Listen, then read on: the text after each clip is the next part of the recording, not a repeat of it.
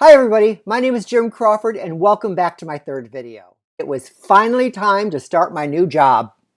You know, the one I didn't know how to do, but I digress. 3 days later after I got the job, no sleep and getting up at an ungodly hour of 4 a.m. And might I add, it was a Sunday. I now realized while reliving all of these memories, at the time I was a wreck. Number one, because I was so incredibly excited. I mean, I couldn't stop smiling. I was so happy and thrilled.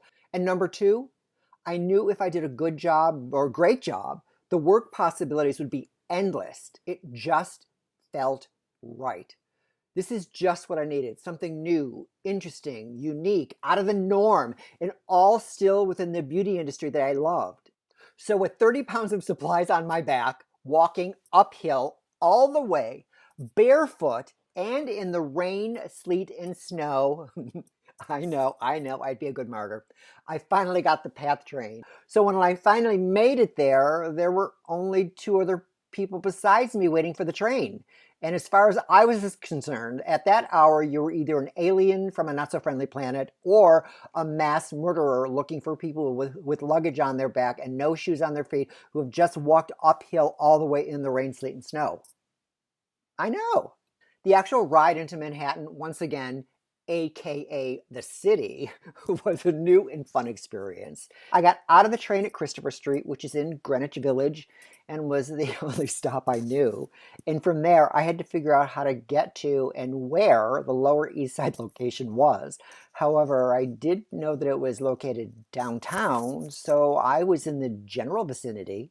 Little did I know it was a fucking walk. So I gave up after 20 minutes and took a cab. Thank God. Okay, so I arrived, aka on set, only to see an overly huge Winnebago sitting in front of an old school, and that's where they were doing the filming.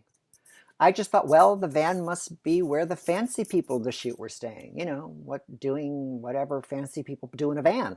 I didn't know where to go, who to talk to. I just kept walking through the set. You know, that's movie talk.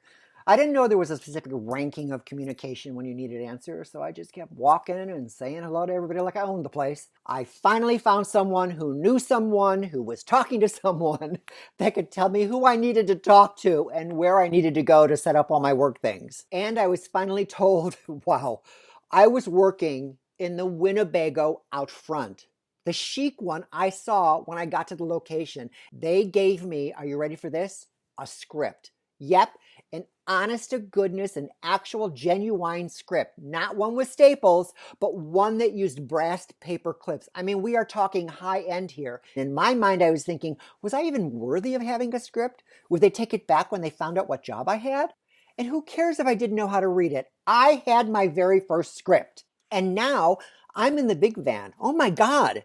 I don't know how to say this, but I think I'm finally chic. Okay, so just let me live that dream, okay? So I got inside and there was no room to move.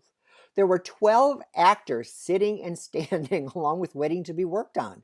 So I did find a spot to do all of my work, and that would be the kitchen counter between the stove, the refrigerator, and the front door. So if this is how chic people live, I'm not sure I'm ready for it. Well, one of the first things I learned being a seasoned veteran of 4 hours was that when anyone came in and out of the van, it rocked back and forth. I mean, a fucking nightmare, especially when you're trying not to poke anybody in the eye with a mascara wand or put too much glue on their face for a fake nose or worried you might even burn someone with a curling iron, and no one seemed to care. They kept coming in and going out and rocking the van like it was an everyday thing. But, you know, nothing was normal except for the work itself. And I loved every single second of it. I did everything that was asked of me with absolutely no complication. The downside, little did I know, when you're working on a film, you drove to different, what is called locations, miles and miles apart from one another. And I didn't know this wasn't a normal 9 to 5 day with this type of job. When they got finished filming, they packed everything up and moved to the next location. And 18 hours later, we were in a trashy trailer park in the middle of nowhere to shoot the end of the video.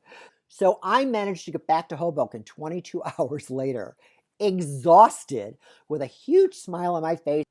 And because I did what I needed to do for this job, I started to learn how to do makeup, which was the smartest move I can say I've ever done.